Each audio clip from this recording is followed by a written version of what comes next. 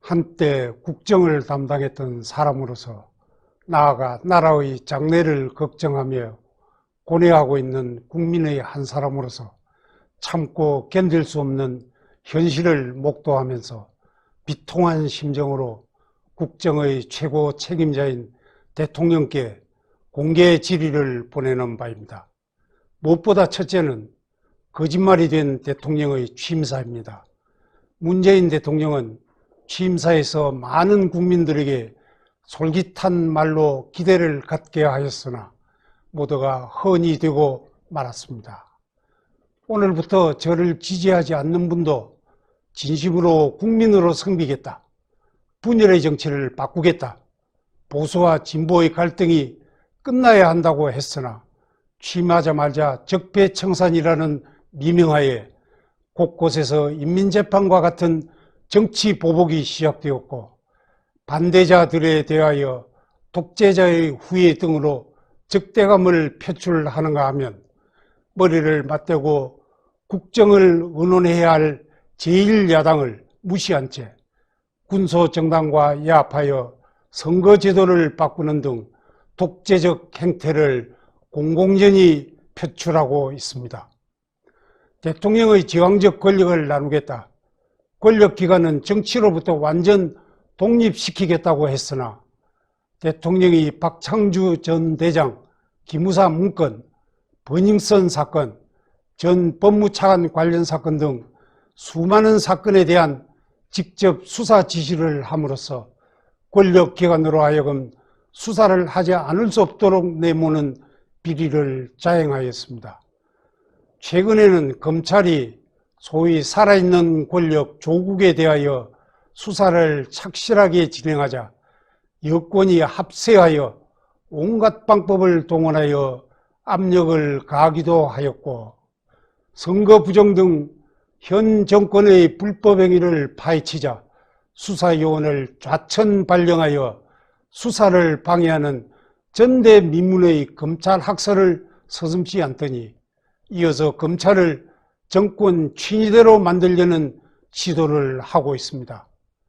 능력과 적재적소를 인사 대원칙으로 삼겠다, 유능한 인재를 삼고철회해 일을 맡기겠다, 특권과 반칙이 없는 세상을 만들겠다고 했으면서 실제로는 내 편이면 헌재 재판관조차 청문 보고서 없이 임명을 강행한 것을 비롯하여 많은 문제가 지적된 인사 23명을 장관 등 요직에 임명하고 대통령의 친지들을 주요 공직에 임명하는가 하면 드디어는 비리백화점이라는 말까지 나오는 사람을 장관으로 임명하는 지경에까지 이르렀으며, 기회평등, 과정은 공정, 결과는 정의를 주창했으나 투기, 댓글 조작, 권력층 자녀들의 외고 등 특수학교 취약, 스펙 조작, 블랙리스트 등 소위 내로남불 행태자들이 판을 치고 있으며, 불가능한 일을 하겠다고 큰소리치지 않겠다 하였으면서 소득 주도 성장, 탈원전, 4대 강보 철거 등 국가 경제 파괴 행위를 지속하고 있습니다. 그래야 문재인 대통령의 취임사는 거꾸로 이해하면 된다는 말까지 나오고 있습니다. 박근혜 전 대통령이 대통령 선거 때 선거 공약으로 65세 이상 고령자에게 20만 원의 기초연금을 지급하겠다고 하였다가 국가 재정을 고려하여 우선 70%에 대하여만 지급을 하기로 하자 약속을 위반하였다면서 국회의 대정부 질의 때마다 집요하게 사과를 요구하던 사람들이 집권을 하자 말자 이렇게 거짓말을 쏟아내고도 눈 하나 끔찍하지 않는 것은 썩어도 자기 편이면 된다는 부도덕성 때문인가요? 아니면 국민을 우습게 여기고 우롱하려는 것인가요? 문 대통령은 취임사를 어떤 생각에서 발표했으며 현실은 왜 정반대가 되었는지를 국민들께 소상히 밝히기 바랍니다. 다음은 헌법 파괴, 삼권 분립 부정, 국가 해체의 문제입니다. 우리나라의 헌법 제66조 제2항에 대통령은 국가의 독립, 영토의 보전, 국가의 계속성과 헌법을 수호할 책무를 진다고 규정하고 있고, 제69조에는 대통령은 취임에 즈음하여 나는 헌법을 준수하고 국가를 보위하며 조국의 평화통일과 국민의 자유와 권리의 증진 및 민족문화의 창달에 노력하여 대통령으로서의 직책을 성실히 수행할 것을 국민 앞에 엄숙히 선서합니다라는 선서를 하도록 하고 있습니다. 이는 자유민주주의 국가 대한민국의 대통령으로서 당연한 책무이지만 대통령이 직무를 시작하면서 마음에 깊이 새기라는 뜻으로 하는 선서이기도 합니다. 그러함에도 작금의 국정 운영 상황을 보면서 문재인 대통령은 헌법에 반하는 행보를 하고 있다는 것이 상식을 가진 국민들의 공통된 판단입니다. 첫째, 국가의 독립수호 문제입니다. 문재인 대통령은 2분짜리 한미 정상회담을 한 것을 비롯하여 각종 국제 외교 무대에서 대한민국을 대표한 국가 원수로서 국민에게 자긍심을 갖게 하는 언행을 보여주지 못하였을 뿐만 아니라 특히 북한 김정은에 대한 저자세는 그 도를 넘어섰고 북한 관계자들이 삶은 소대가리라는 등 입에 담기조차 민망한 각종 모욕적인 언사를 퍼부으면서 심한 모멸감을 주고 있음에도 한마디 대응을 못하는 모습에 국민들은 절망을 넘어 분노하고 있습니다. 더욱 기가 막히는 일은 김정은이 문재인 대통령 모친상에 조의문을 전달한 다음날 발사체를 발사한 사실입니다. 이는 분명 문 대통령을 넘어 대한민국을 조롱하는 것입니다. 대한민국의 주권을 침해하는 중국의 오만불손한 행위나 중국, 러시아의 공군기가 카지지를 침범하며 동서남해안을 휘젓고 다녀도 대통령은 어떠한 항의나 단호한 태도를 보인 적이 없습니다. 이러한 행태는 국가의 독립 유지 책무를 저버렸다는 비판을 받아 마땅합니다. 더욱 경악스러운 것은 대통령 외교안보특보라는 사람이 국제회의에서 주한미군이 철수하는 시나리오를 가정하고 중국 측 인사에게 그렇게 되면 중국이 북한을 설득하고 개입해 한국에 해구산을 제공할 수 있겠나라고 말하여 우리가 중국 해구산에 편입될 수 있음을 내비쳤다고 하는데, 과연 대통령의 외교안보특보의 입에서 나올 만한 말이며 대통령도 같은 생각인지 묻지 않을 수 없습니다. 둘째, 영토의 보전 문제입니다. 현 정부는 북방 한계선은 물론이요 북한의 핵미사일 도발에 속수무책입니다. 북한과 9.19 군사합의를 통해 군사 북해선의 정찰 비행 등 대한민국의 적절한 보호장구도 없이 무장을 해제하고 국군 병력과 복무기간 감축, 군사훈련의 표지 감축, 대책 없는 전작권 전환 정책 등으로 적 앞에 벌거벗은 채 서 있는 모습에 우리 국민은 정부가 국민의 생명, 신체, 재산을 지켜줄 의사와 능력이 없다는 판단을 하기에 이르렀습니다. 이렇게 안보 기반을 약화시키는 것은 영토 보존을 위해 강화해야 할 국방력의 무력화라는 측면에서 이적행위에 가깝다는 비난을 명키 어려울 것입니다. 북한은 2019년 8월 단거리 탄도미사일로 추정되는 발사체를 2발 발사한 후 2주 사이에 4번의 미사일을 발사한 것을 비롯하여 수시로 발사 장소를 바꾸면서 사거리와 정점 고도를 변경하고 한국 전역을 타격할 수 있는 점을 과시하였고, 심지어 맞을 짓 하지 말라면서 노골적인 협박을 서슴지 않고 있으며 9.19 합의서를 휴지 조각으로 만들고 있음에도 문 대통령은 안전보장회의에 제대로 참석하지도 않고 입을 닫고 있을 뿐만 아니라 오히려 북한에 퍼줄 궁리만 하고 있는 바, 이는 명백히 국가 보위 의무를 방기한 것이라 하지 않을 수 없습니다. 공산주의자들은 강한 상대에게는 약하고 약한 상대에게는 한없이 강한 자들임을 잘 알고 있는 우리 국민은 이제는 우리도 핵무기 보유 등 강력한 국방력을 갖추어 북이 조금 더 넘보지 못하도록 해야 된다고 굳게 생각하고 있음을 대통령은 새겨야 할 것입니다.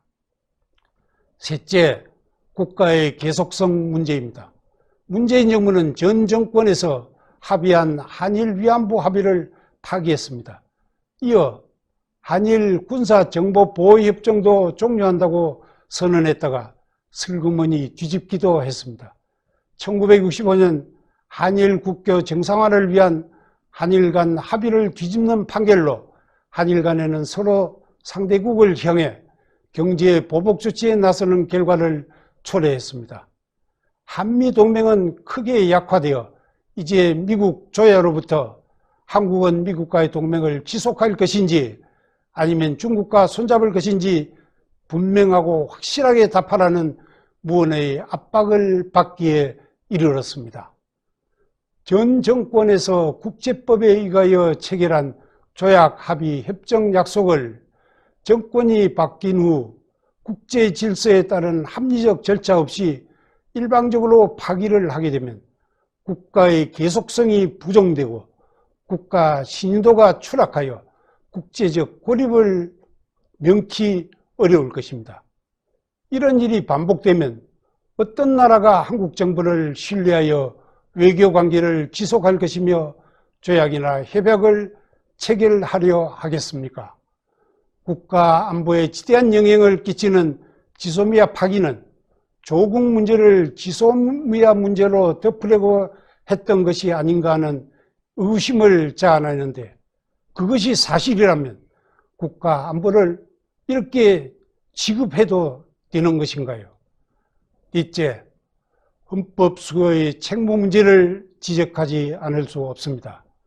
온갖 비리의 백화점이라고 지탄받는 조국 전 민정수석 비서관을 국무위원회에 임명해서는 안 된다는 것이 국민적 여망이었고, 더구나 조국 씨는 아직도 사회주의를 신봉하는 자신의 이념적 성향을 굳이 숨기려 하지 않는 듯한 발언을 인사청문회에서 함으로써 스스로 사상 고백을 한 셈입니다. 문재인 대통령은 이처럼 아직도 사회주의를 신봉하고 심각한 범법 행위로 수사 대상에 오른 인물을 다른 자리도 아닌 법치 수호의 상징적 자리인 법무부 장관에 임명했습니다. 이것은 자유민주주의 헌법을 존중하겠다는 의사가 없음을 보인 행위라 하지 않을 수 없습니다. 문재인 대통령의 월남 패망에 희열을 느꼈다는 발언과 신용복을 존경하고 김원봉을 축켜 세우는 발언 등과 일맥상통하는 것으로 대한민국을 자랑스럽게 생각하고 대한민국 헌법을 지키려는 대다수 국민들에게 섬뜩한 공포를 안겨주는 처사입니다. 만약 그러한 사상이 문 대통령의 소신에서 비롯된 것이라면 대한민국 대통령으로서 자격도 없을 뿐만 아니라 대한민국 국민이 그러한 사람을 대통령으로 인정하지도 않는 바이므로 그 직에서 물러나야 한다고 보는데, 그에 대한 성실한 답변을 듣고자 하는 바입니다. 검찰 수사를 받고 있는 인물이 검찰을 지휘하도록 하는 국정의 난맥상은 차마 눈을 뜨고 보기 어려운 일이었습니다. 이것은 정상적인 법치국가로서는 도저히 있을 수 없는 기행과 파행임이라는 평가가 뒤따를 것이 충분히 예상되므로 당연히 파직시켜야 했습니다. 그럼에도 그가 사임한 후 대통령이 아쉬움을 표하더니 연두회견에서는 마음의 빚을 졌다느니 하면서 그를 옹호하는 발언을 함으로써 향후 재판에 영향을 미치려고 한다는 의심까지 받고 있습니다. 대통령이 어떤 빚을 개인적으로 졌는지 모르나 대통령의 개인적인 빚을 왜 국가와 국민이 갚아야 합니까? 재판이 진행 중인 드루킹 댓글 사건으로 지난 대선의 공정성에 심한 회의를 자아내고 있는 마당에 최근에 이르러 밝혀지고 있는 울산시장 선거 개입 사건은 3.15 부정선거를 무색해 하는 희대의 선거 농락 사건으로 민주주의의 근간을 훼손하고 헌법 체계를 무너뜨리는 중차대한 범죄라 할 것이며 많은 국민들이 금년 총선에서도 부정선거가 자행될 것이라는 의심을 감추지 못하고 있는데 울산시장 선거 부정이 문재인 대통령의 의중에서 나온 것인지 아니면 주변 인사들이 대통령 의중을 받들어 기획한 것인지 대통령이 직접 소상히 밝혀야 합니다. 본인이 총리 재임 중일 때 국정원 댓글 사건에 대하여 마치 부정선거라도 한 듯이 공격하던 현 집권 세력이 그보다도 200배나 더 중하다는 드루킹 사건에 대하여는 한마디 부끄러움의 표시도 없는 데 대하여 분노하지 않을 수 없고 이는 조직적이고 계획적인 범행으로 보이는데 그 수혜자인 대통령이 그에 대한 견해를 국민 앞에 밝혀야 할 것입니다. 법무부는 2019년 10월 30일 형사사건 공개 금지 등에 관한 규정을 만들어 검찰이 수사 중인 형사사건에 관하여 오보를 낸 언론사는 검찰청 출입을 제한하겠다고 하면서 오보 여부는 자신들이 판단하는 것으로 되어 있는 내용을 발표한 바 있습니다. 이는 언론 자유의 본질을 침해하는 것으로 노골적으로 헌법에 도전하는 행위입니다. 법무부 장관이 검찰 수사 상황을 사전 보고받겠다는 발상 또한 검찰 수사 독립의 원칙을 아는 사람이면 생각할 수 없는 일입니다. 심지어는 법원이 발부한 압수수색 영장도 집행을 거부하는 청와대의 안하무인적인 태도를 보면서 헌법이 짓밟힌 데에 대한 탄식을 금할 수 없습니다. 공수처는 또 웬 말입니까? 헌법상의 기구인 검찰 위에 초헌법 기구인 공수처를 법률로 설치하는 발상은 헌법 부정 세력이 아니고는 만들어낼 수 없는 짓이며 이는 독재국가를 완성하려는 야욕을 드러낸 것으로 밖에 볼 수 없습니다. 문재인 대통령은 귀에 있을 때마다 촛불에 의한 대통령임을 천명하고 있습니다.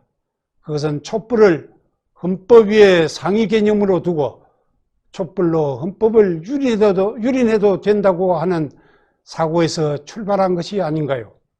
이러한 생각이 철저히 오류기를 바라면서 대통령이 직접 소견을 밝혀주길 바랍니다.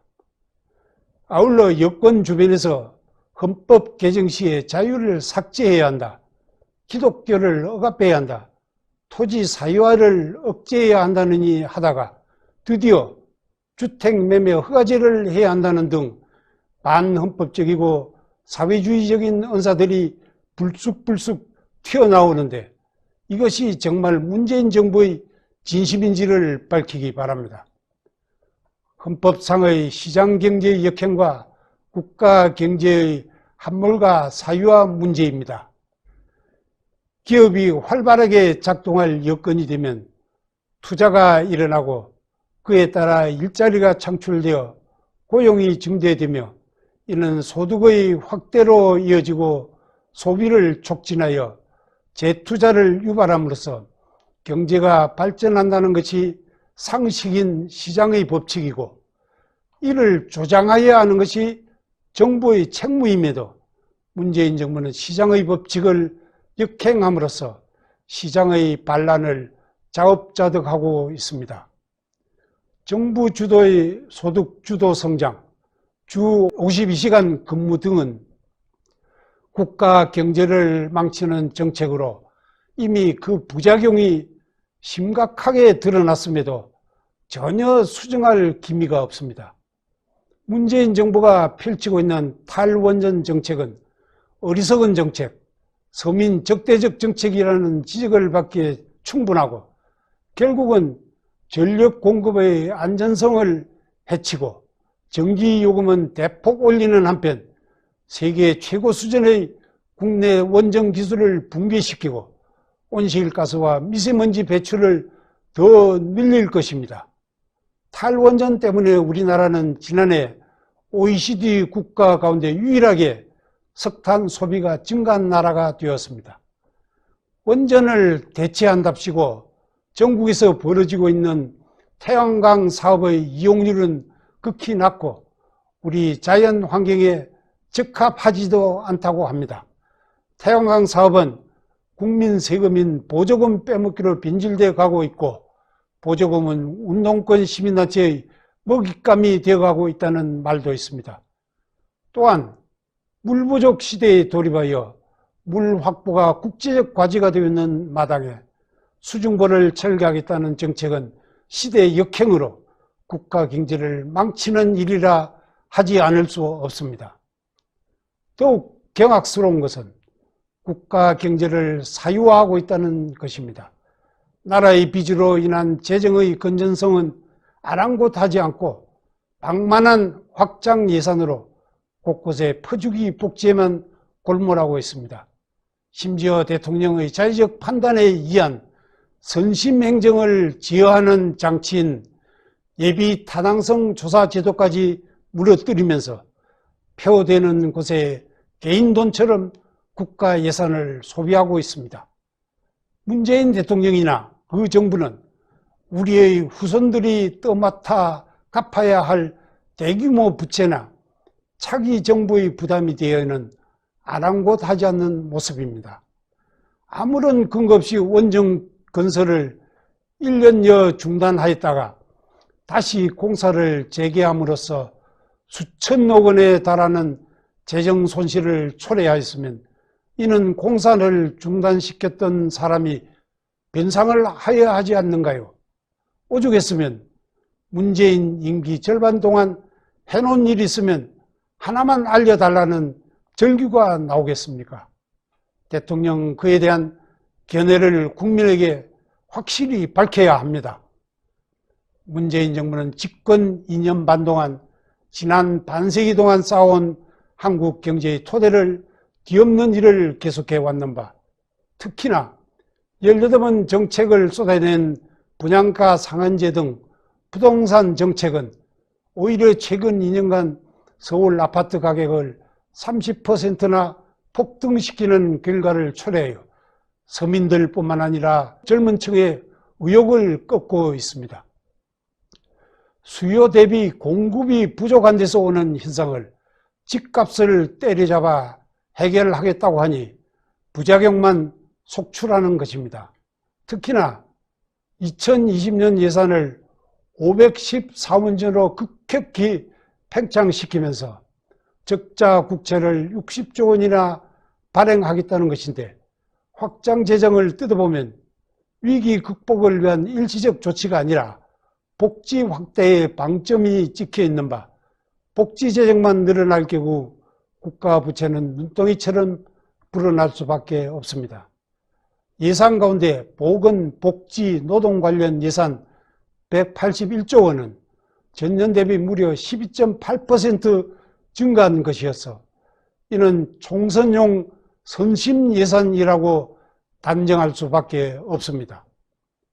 본인이 총리 재임 시절 국가 건전재정을 그렇게도 강조하면서 추궁하던 현 집권당이 국가 부채를 늘려도 된다고 주장하는 이중성에 혀를 내두를 수밖에 없습니다. 다음으로 문재인 정부의 도덕성에 대하여 질의코자 합니다. 논어에 공자는 정치에서 무엇보다 중요한 것은 신뢰라고 강조한 바 있고 오늘날에도 그 중요성은 변함이 없다고 생각합니다. 그런데 문재인 정부는 국민의 신뢰와 역행하는 일을 서슴지 않고 있음을 지적하지 않을 수 없습니다. 먼저 국민을 기망하는 행위로 문정부 초기 임종석 특사가 아랍에미리트를 느닷없이 방문하여 의혹이 일자 장병 격려차 같다고 하다가 국정원 차장이 수행한 사실이 밝혀지자 관계 복원을 위해 갔다는 등 말을 바꾼 사실을 시작으로 6.25 참전 16개국 외무장관 회의에서 강력한 대북 제재 결의가 있었음에도 외교부 장관은 남북 대화를 지지했다고 발표했고, 교육부가 전 정부 국정교과서를 적폐라고 샅샅이 조사하던 시기인 2017년 9월부터 2018년 1월에 걸쳐 초등학교 6학년 국정교과서를 정권 입맛에 맞게 고치면서 수정을 거부하는 집필 책임자 교수가 회의에 참석한 것처럼 조작하도록 출판사에 시킨 일이 있으며, 북한 목선 해상 훼손 사건에 대하여 처음부터 청와대와 군이 삼척항 부두에 기순한 사실을 정확히 파악하고도 삼척항 인근에서 접수했다고 발표하여 거짓말 논란이 일자 청와대는 항구 부두를 항구 인근이라 발표하는 것이 뭐가 문제냐라고 오히려 큰 소리를 쳤으며, 2019년 6월 영변 핵 전면 폐기가 북비핵화의 되돌릴 수 없는 단계라고 문 대통령이 세계 7개 통신사와 서면 인터뷰를 하면서 밝히고, 북과 다양한 교류와 물밑 대화가 진행 중이라고 했으나 북은 외무성 국장이 저들도 한판 끼어보려고 하나 물밑 대화 하나도 없다, 조미관계는 미국과 직접 대화하고 있다 하면서 거짓말임을 밝혔음에도 한마디 대꾸조차 못하더니 북비핵화는 2020년 대통령 연두담화에서 슬그머니 사라짐으로써 관심조차 없는 사안이 되었고, 청와대는 문재인 대통령의 개별 기록관 건립 안건이 대통령 주재 국무회의까지 통과했음에도 대통령에게 보고가 안 되어 대통령은 몰랐다고 하며, 청와대는 일본과 군사정보협정을 파기하면서 미국의 이해를 구했다고 했으나 미 고위 관계자는 거짓말이라고 밝히기까지 한 바 있습니다.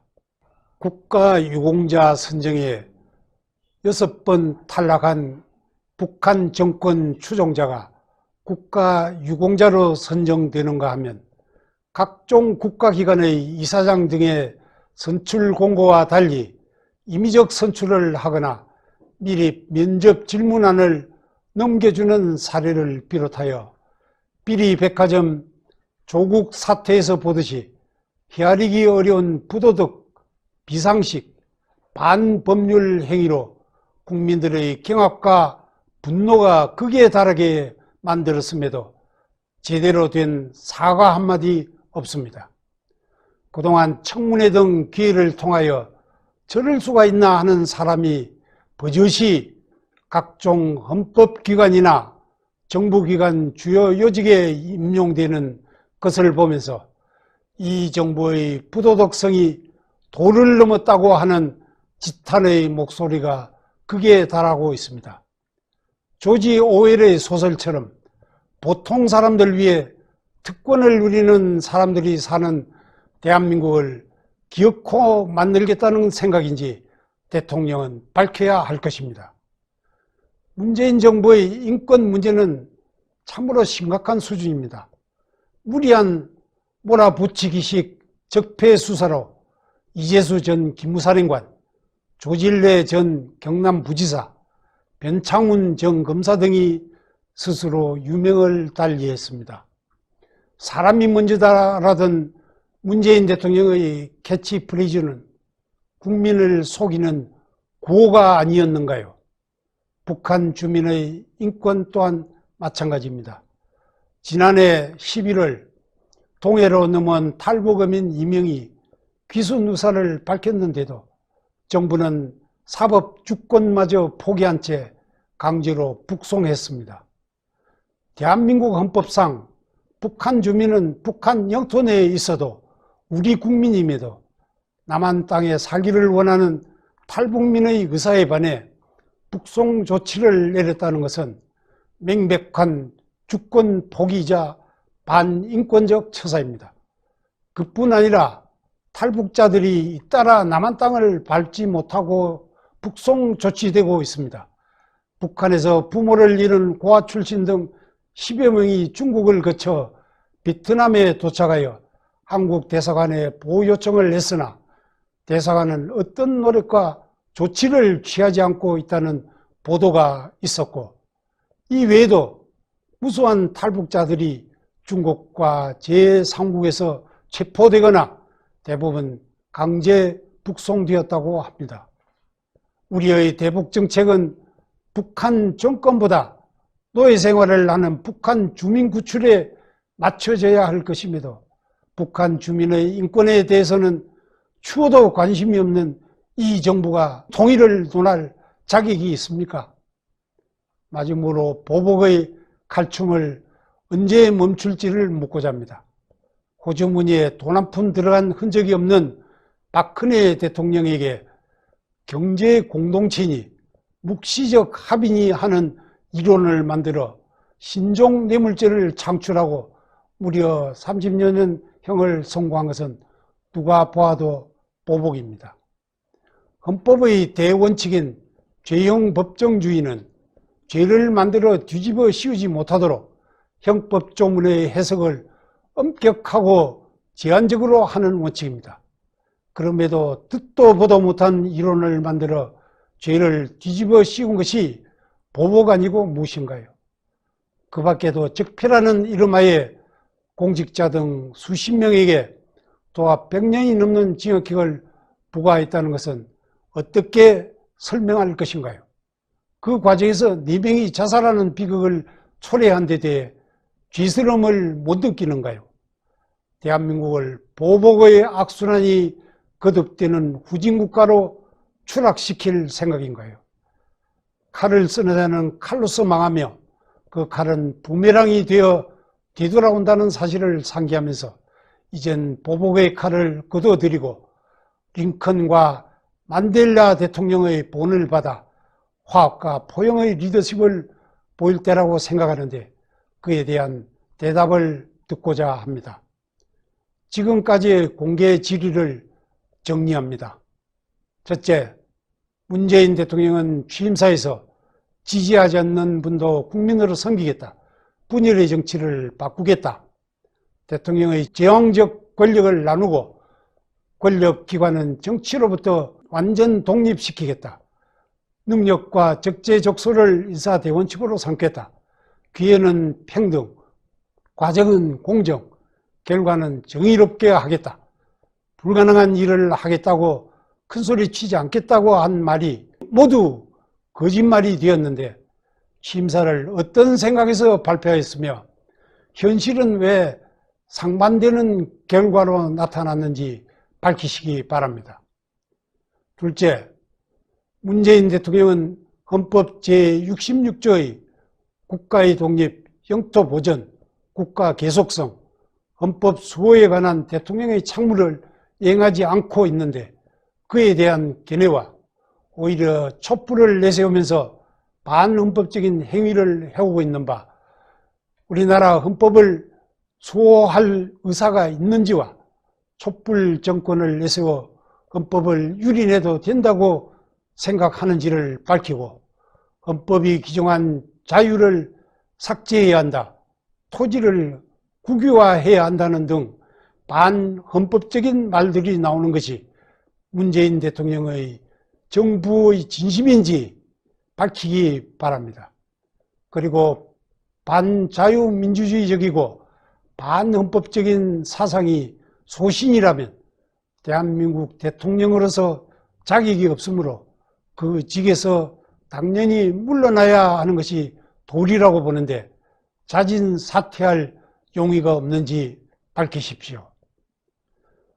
셋째, 최근에 밝혀지고 있는 울산시장 선거 개입 사건이 대통령의 의사에 따른 것인지 아니면 주변 인사 누군가 기획한 것인지 소상히 밝히시기 바랍니다. 아울러 3.15 부정선거의 법원과는 선거 개입 행위에 대한 대통령의 견해를 밝히기 바랍니다. 그리고 드루킹 사건 등으로 금년 총선에서도 여러 방법의 선거 부정행위가 자행될 것이라는 국민의 의구심에 대하여도 대통령의 견해를 밝혀주시기 바랍니다. 헌법이 규정한 자유시장 경제에 반하는 정책으로 국가 경제가 파탄을 향해 가고 있고 국가 경제를 사유화하는 정책이 곳곳에서 펼쳐지고 있는데 이를 반성하고 되돌릴 의사는 없는지, 그리고 그러한 정책으로 인한 국가적 피해를 어떻게 전보할 것인지를 묻고자 합니다. 다섯째, 특히 근거 없이 원전 건설을 중단하였다가 공사를 재개함으로써 발생한 재정 손실은 공사를 중단시켰던 사람이 변상하는 것이 마땅하다고 보는데 그에 대한 견해도 밝히시기 바랍니다. 여섯째, 어느 정부도 오류와 실수를 범할 수 있으나 그에 대하여 정부가 국민에게 사과하고 잘못을 시정하면 국민은 이해하면서 협력하여 바른 길을 모색하게 될 것입니다. 그러함에도 이 정부는 부정직과 부도덕, 무능이 수없이 반복되고 있음에도 현실을 호도하거나 남의 탓만 하고 있습니다. 그동안 국민을 기망하여 온 수많은 행위에 대하여 국정의 최고 책임자로서 입장을 밝히는 한편 사과하고 도덕성을 갖춘 정부로 거듭날 용의는 없는지 묻고자 합니다. 일곱째, 귀순 의사를 밝힌 탈북자 2명을 강제 북송하여 사법 주권을 포기하고 탈북자 구조 요청을 외면하는 반인권적 행태에 대한 대통령의 입장이 무엇인가요? 여덟째, 정치적 보복으로 세월 보내는 일을 멈추고 박근혜 전 대통령을 비롯한 억울하게 수감되어 있는 사람들을 석방하는 등 이제 보복의 질주를 멈추고 미래지향의 밝은 사회를 만들 용의는 없는지 답변해 주시기 바랍니다. 위 질의에 대하여 문재인 대통령의 진솔한 답변을 촉구하며 납득할 만한 답변이 없거나 지금까지의 행태가 앞으로도 계속된다면 어두운 밤이 속히 가고 빨리 동이트기를 열망하는 대다수 국민들로부터 강력한 국민적 저항과 함께 오는 4.15 총선을 통하여 준엄한 심판이 내려질 것임을 확신하며 또 확실한 심판이 내려지도록 모든 노력을 다할 것을 밝히는 바입니다. 2020년 2월 3일 전 국무총리 정웅원.